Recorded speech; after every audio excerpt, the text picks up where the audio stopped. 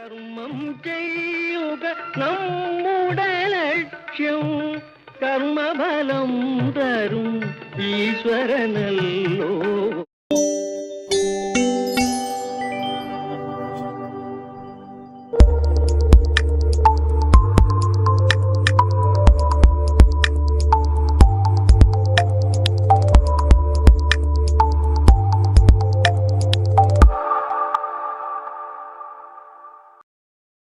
നമ്മുടെ സർക്കാർ സ്ഥാപനങ്ങളുടെ 25,000 രൂപയ്ക്ക് മുകളിലുള്ള എല്ലാ പർച്ചേസുകളും ജെം പോർട്ടൽ വഴി നിർബന്ധമാണെന്ന് എല്ലാവർക്കും അറിയാമല്ലോ. നമ്മൾ ജെം പോർട്ടൽ വഴി ഡയറക്റ്റ് പർച്ചേസ് ചെയ്യും, കമ്പാരിറ്റീവ് സ്റ്റേറ്റ്മെന്റ് വഴി L1 പർച്ചേസ് ചെയ്യും, ബിഡിങ് ചെയ്യും. ഈ രീതികളെല്ലാം നമ്മൾ ഓൾറെഡി ചെയ്തു വരുന്നതാണ്. ഇവ ഇനിയും അറിയാത്തവരുണ്ടെങ്കിൽ അതിന്റെ വീഡിയോ നമ്മളെല്ലാം ഈ ചാനലിൽ തന്നെ നമ്മുടെ വീഡിയോസ് എല്ലാം നേരത്തെ ചെയ്തിട്ടുണ്ട്. അതിന്റെ ലിങ്ക് ഞാൻ ഡിസ്ക്രിപ്ഷൻ ബോക്സിൽ നൽകാം. ജെമ്മിൽ വന്ന പുതിയ ചില മാറ്റങ്ങൾ നിങ്ങളുടെ ശ്രദ്ധയിൽപ്പെടുത്തുന്നതിന് വേണ്ടി മാത്രമാണ് ഈ വീഡിയോ. ഈ മാറ്റങ്ങൾ 2024 വന്നതല്ല, അതിനു മുമ്പേ തന്നെ വന്നതാണ്. പക്ഷെ നമ്മൾ പലരും ഈ മാറ്റങ്ങൾ ശ്രദ്ധിക്കാതെ ഇപ്പോഴും പഴയ ചില രീതികളാണ് ജെമ്മിൽ പിന്തുടരുന്നത്. അതൊന്ന് ഓർമ്മിപ്പിക്കാൻ വേണ്ടി മാത്രമാണ് ഈ പുതിയ വീഡിയോ. നമസ്കാരം, ഞാൻ ദീപു. നമ്മുടെ പുതിയൊരു വീഡിയോയിലേക്ക് എല്ലാവർക്കും സ്വാഗതം.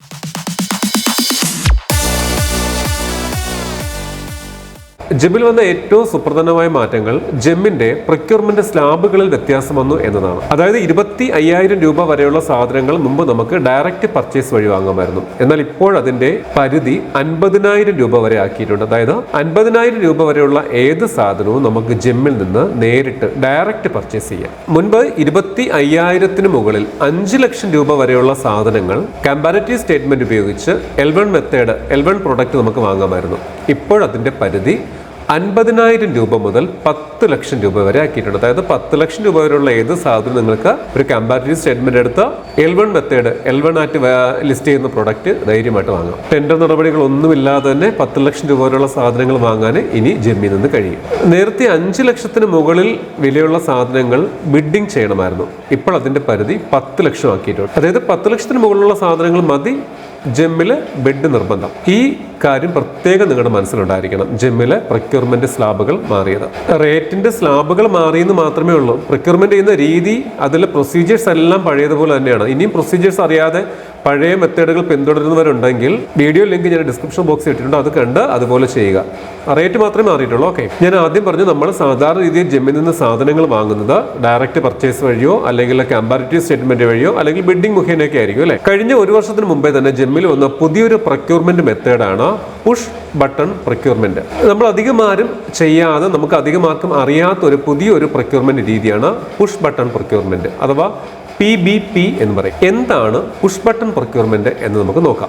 നമ്മൾ ചെയ്യുന്ന L1 മെത്തേഡിന്റെയും ബിഡിങ്ങിന്റെയും ഈ രണ്ട് മെത്തേഡിന്റെയും കൂടി ഒരു ഹൈബ്രിഡ് മോഡലാണ് പുഷ് ബട്ടൺ പ്രൊക്യൂർമെന്റ് എന്ന് പറയും. അതായത് L1 മെത്തേഡിന്റെ ഗുണങ്ങളും നമുക്ക് ലഭിക്കും, ബിഡിങ്ങിന്റെ ഗുണങ്ങളും നമുക്ക് ലഭിക്കും. നമുക്കറിയാം L1ന് ചില ഗുണങ്ങളുണ്ട്, ബിഡിങ്ങിന് ചില ഗുണങ്ങളുണ്ട്. ഈ രണ്ട് ഗുണങ്ങളും കൂടി ഒരുമിച്ച് ലഭിക്കുന്ന ഒരു പുതിയൊരു പ്രൊക്യൂർമെന്റ് മെത്തേഡാണ് പുഷ് ബട്ടൺ പ്രൊക്യൂർമെന്റ് അഥവാ PBP.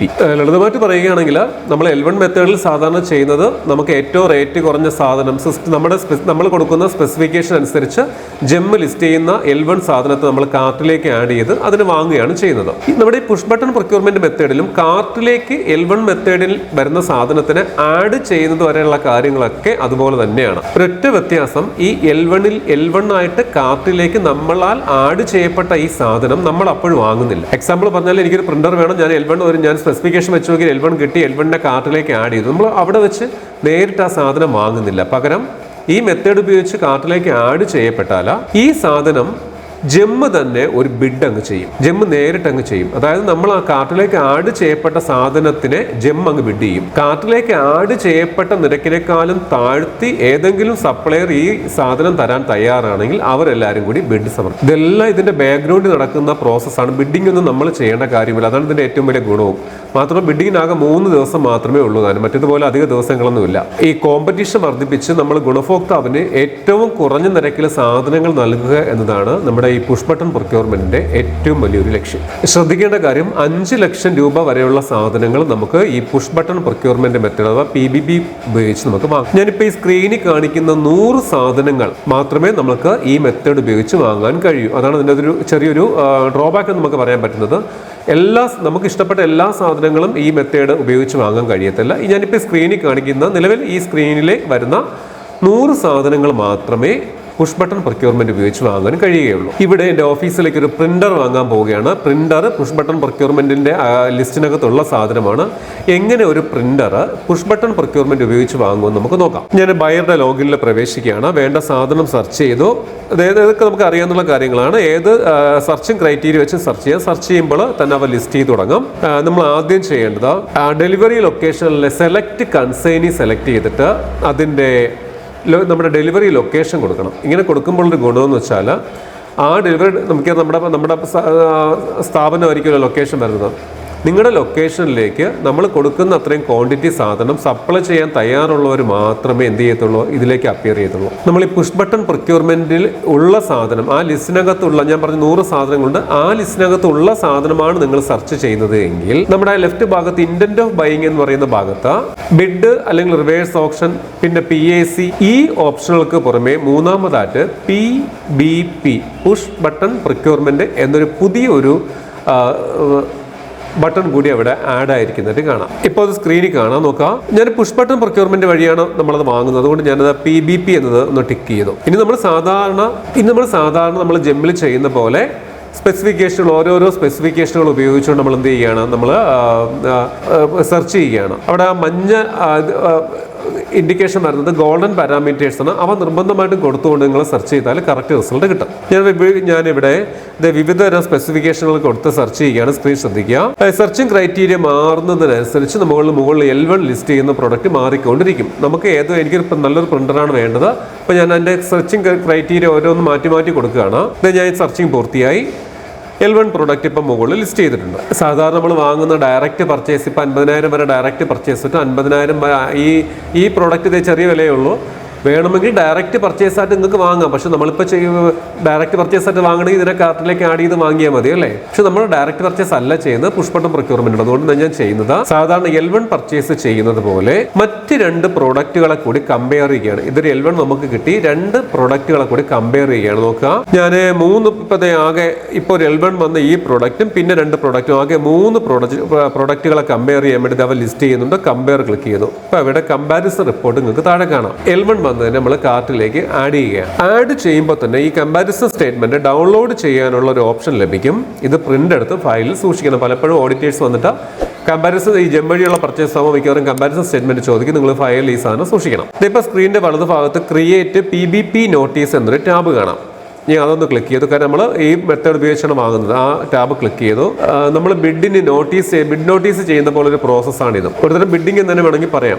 ഡേറ്റ് കുറവാണെന്ന് മാത്രമേ ഉള്ളൂ. ഇപ്പം നമ്മൾ PBB നോട്ടീസിന്റെ പേജിലേക്ക് എത്തും. അവിടെ ഒരു PBB നോട്ടീസ് നമ്പർ ഉണ്ടായിരിക്കും. നമ്മൾ വാങ്ങാൻ ഉദ്ദേശിച്ച സാധനത്തിന്റെ പേര്, നമ്മൾ പ്രിന്ററാണ് വാങ്ങുന്ന ഡീറ്റെയിൽസ്, പേരും അവിടെ ഉണ്ട്. നിങ്ങൾ നോക്കി, ഈ ഭാഗത്ത് നമ്മൾ കാർട്ടിലേക്ക് ആഡ് ചെയ്ത പ്രൊഡക്റ്റിന്റെ സ്പെസിഫിക്കേഷൻ, കൺസൈനിങ് വിവരം ഒക്കെ ഇവിടെ ഉണ്ടായിരിക്കും. ആവശ്യമെങ്കിൽ പ്രൊഡക്റ്റിന്റെ അളവിലൊക്കെ വ്യത്യാസം വരുത്താവുന്നതാണ്. ഈ ഭാഗം സേവ് ചെയ്യണം. വരുന്ന കൺഫർമേഷൻ മെസ്സേജിന് ഓക്കെ കൊടുത്തു. വെരിഫൈ OTP ആൻഡ് പബ്ലിഷ് എന്നൊരു പുതിയൊരു ഭാഗം ഇപ്പോൾ വന്നിട്ടുണ്ട്. അതൊന്ന് ക്ലിക്ക് ചെയ്തു. അതായത് നമ്മൾ ഈ PBBയുടെ ബിഡ് നോട്ടീസ് നമ്മൾ പബ്ലിഷ് ചെയ്യാനുള്ള ഒരു കൺഫർമേഷൻ ആണ്.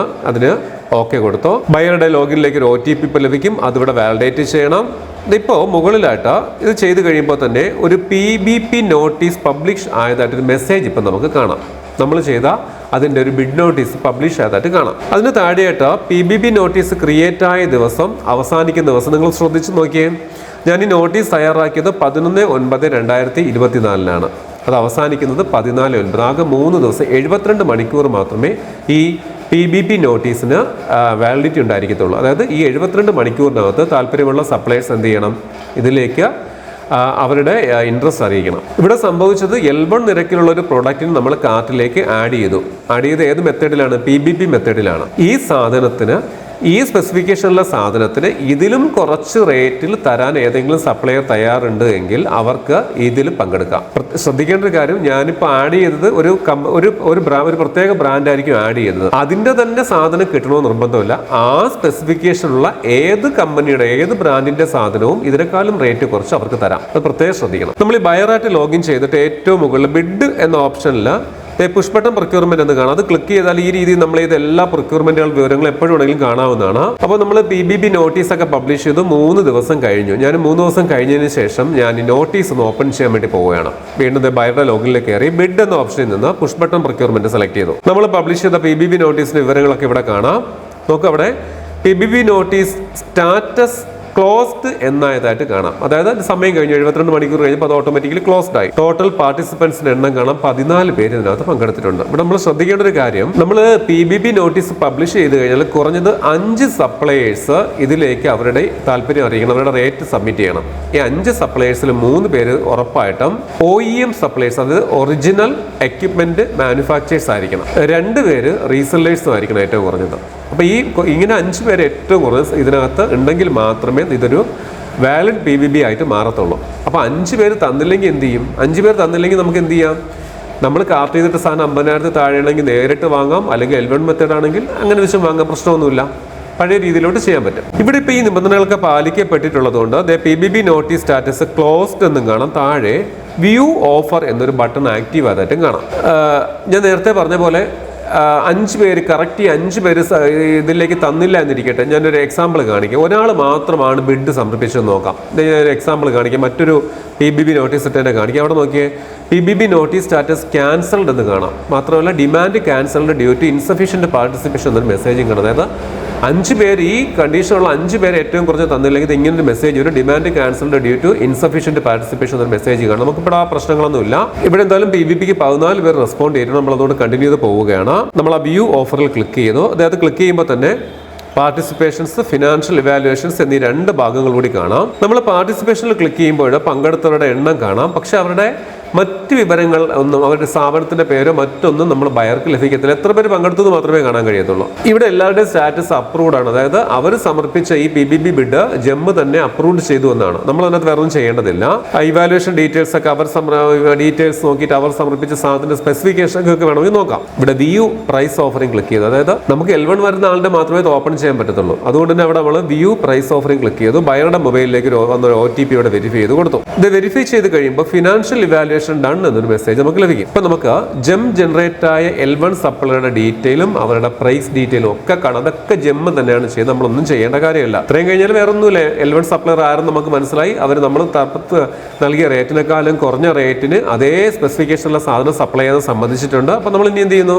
സാധാരണ ചെയ്യുന്ന പോലെ ഓർഡർ ക്രിയേറ്റ് ചെയ്യണം. താഴെയുള്ള ഓർഡർ ക്രിയേറ്റ് ക്ലിക്ക് ചെയ്തു. പ്രോഡക്റ്റിന്റെ പേരും ഡീറ്റെയിലും ഒക്കെ ഇവിടെ കൊടുത്തു. ഇവിടെ വന്നിട്ടുണ്ട്. ഡെലിവറി ഇൻസ്ട്രക്ഷൻസ് എന്തെങ്കിലും കൊടുക്കുകയാണെങ്കിൽ നിങ്ങൾക്ക് അതൊക്കെ കൊടുക്കാം. ഇവിടെ നമ്മൾ ജെമ്മിൽ സാധാരണ പർച്ചേസുകൾക്ക് ചെയ്യുന്ന പോലെ ഫിനാൻഷ്യൽ ഡീറ്റെയിൽ എന്ന് പറയുന്ന ഭാഗത്ത് പേയ്മെന്റ് അതോറിറ്റിയുടെ വിവരങ്ങളും മറ്റും കൊടുത്തു. ഫിനാൻഷ്യൽ അപ്രൂവൽ എന്ന ഭാഗത്ത് അംഗീകാരം ലഭിച്ച പ്രൊജക്ടിന്റെ PDF എടുത്ത് കൊടുത്താലും മതി, കുഴപ്പമൊന്നുമില്ല. ഇത് കണ്ടിന്യൂ കൊടുത്തു. ജനറേറ്റ് കോൺട്രാക്ട് എന്ന ഭാഗത്ത് അക്സെപ്റ്റ് ആൻഡ് സേവ് കൊടുത്തു. വെരിഫൈ വിത്ത് OTP കിട്ടിയ OTP വാലിഡേറ്റ് ചെയ്ത് കൊടുത്തു. ഓർഡർ പ്ലേസ് സക്സസ്ഫുൾ ഇതൊരു മെസ്സേജ് ലഭിക്കുന്നത്. ജെമ്മിൽ നമ്മൾ ഓർഡർ പ്ലേസ് ചെയ്ത് കഴിഞ്ഞു. ആ സാങ്ഷൻ ഓർഡറിന്റെയും കോൺട്രാക്ട് ഓർഡറിന്റെയും ഒക്കെ പ്രിന്റ് നിങ്ങൾ ഫയലിൽ സൂക്ഷിക്കണം. പലപ്പോഴും ഓഡിറ്റർ ചോദിക്കുന്ന കാര്യങ്ങൾ. ഇതിൽ പ്രത്യേകിച്ച് വേറെ കരാറിന്റെ കാര്യമൊന്നുമില്ല. ഈ ലഭിക്കുന്ന എഗ്രിമെന്റ് മാത്രം മതി. മുദ്രപത്രത്തിൽ വേണോ നിർബന്ധം ഒന്നുമില്ല. ഇനി നമുക്ക് ഓർഡർ ഡീറ്റെയിൽ എന്തെങ്കിലും അറിയണമെങ്കിൽ ബയറുടെ ലോഗിനിലെ ബിഡിൽ ക്ലിക്ക് ചെയ്തിട്ട് അതിലെ പുഷ് ബട്ടൺ പ്രൊക്യൂർമെന്റ് സെലക്ട് ചെയ്താൽ നമ്മൾ ഇതുവഴി ചെയ്ത ഓർഡറുകളൊക്കെ കൊടുക്കാം. വേണമെങ്കിൽ ഇവ ക്യാൻസൽ ചെയ്യാനും പറ്റും. പിന്നെ മുമ്പ് പ്രിന്റ് എടുത്തിട്ടിരിക്കുന്നതിന്റെ കമ്പാരിസൺ സ്റ്റേറ്റ്മെന്റും ഒക്കെ ഇവിടെ നിന്ന് നമുക്ക് ലഭിക്കും. പിന്നെ നമ്മൾ ചെയ്ത ഓർഡറിന്റെ സ്റ്റാറ്റസ്, കറണ്ട് സ്റ്റാറ്റസ് ഇപ്പം എന്തായി അവസ്ഥ, അതൊക്കെ നമുക്ക് ഇവിടെ നിന്ന് അറിയാൻ കഴിയും. അപ്പോൾ ജെമ്മിൽ പുതിയൊരു പ്രൊക്യൂർമെൻറ്റ് മെത്തേഡ് കൂടി നമ്മൾ പഠിച്ചു. പുഷ് ബട്ടൺ പ്രൊക്യൂർമെൻറ്റ് പരമാവധി പേര് ഞാൻ പറഞ്ഞു. ബിഡിങ്ങിൻ്റെയും L1 മെത്തേഡിൻ്റെയും കൂടി ഒരു ഹൈബ്രിഡ് മോഡലായതുകൊണ്ട് രണ്ടിൻ്റെയും ഗുണങ്ങൾ നമുക്ക് ലഭിക്കുന്ന സാധനമാണ്. അപ്പോൾ പരമാവധി പേര് ഈ ഒരു ഓപ്ഷൻ കൂടി ഉപയോഗിക്കുക എന്ന് അഭ്യർത്ഥിക്കുകയാണ്. അത്യാവശ്യ കാര്യങ്ങൾ മനസ്സിലായെന്ന് വിചാരിക്കുന്നു. മറ്റൊരു വീഡിയോയിൽ കാണാം. നന്ദി, നമസ്കാരം.